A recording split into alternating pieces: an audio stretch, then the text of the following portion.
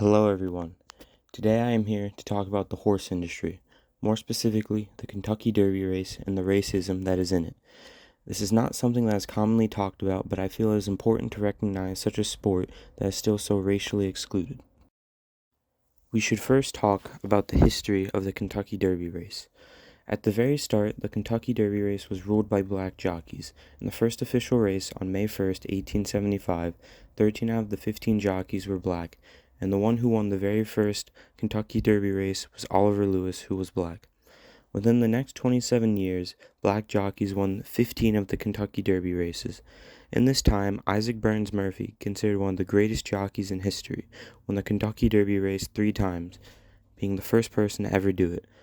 Towards the late 1890s, the number of black jockeys started to dwindle, and that's partially related to the Jim Crow laws in the South, and also the racism from the other white jockeys and owners. The white jockeys began to actively attack the black jockeys during the races by running them into rails, boxing them out during the race, and by hitting them with riding crops. The white jockeys did this for 2 reasons. Either their prejudice towards black people, or because they felt they deserved the jobs over the black jockeys during this difficult time to find riding. During this time, tracks were closing and attendance was going down, so some white jockeys did this to try and secure spots.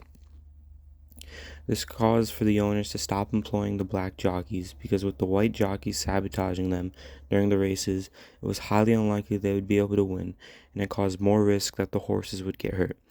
This all led to the Kentucky Derby race in 1921 that had the last black jockey to race in the Derby until the year 2000. And ever since the year 2000, the Kentucky Derby race has only had 4 black jockeys. Now to talk about the racism that is still faced today. A lot of the racism today isn't as blatant and out front as before, with the white jockeys attacking the black jockeys. Instead, it is more microaggressions. Aubriana Johnson and Caitlin Gooch, the co-creators to the Young Black Equestrian podcast, have heard from many people the different experiences that they've had. They've heard from other black riders that they have been stopped by police for questioning sometimes, and that they are stopped by people and asked who owns the horse, and many times the people persist and ask that the person prove that they own the horse.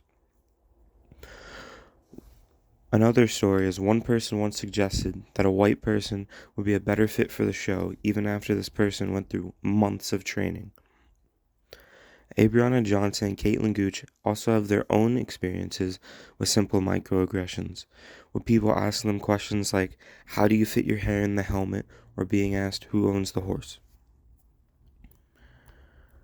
But it's not all negative in the horse world, because in the case of Demetrius Sanders, someone that they brought in to their podcast, he is a Mustang protector, and he said that in the company he works for, he hasn't dealt with any racist issues, and that his boss is actually black.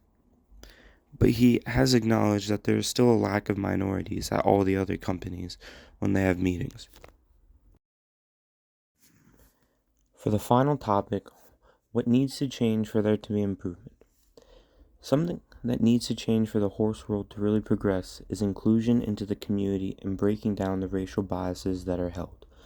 These racial biases stem from the many years of exclusion and lack of representation. Like apartheid, America tried to eliminate a whole culture, which was the black cowboy culture. By never teaching or talking about this culture, as it caused for many black people to not feel like they belong and are alone in this journey.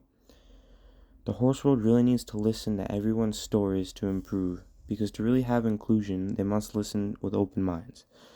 A problem with the horse world right now is that many black horse owners or riders who speak out about their issues are being gaslighted into believing what they said is not true or not entirely correct.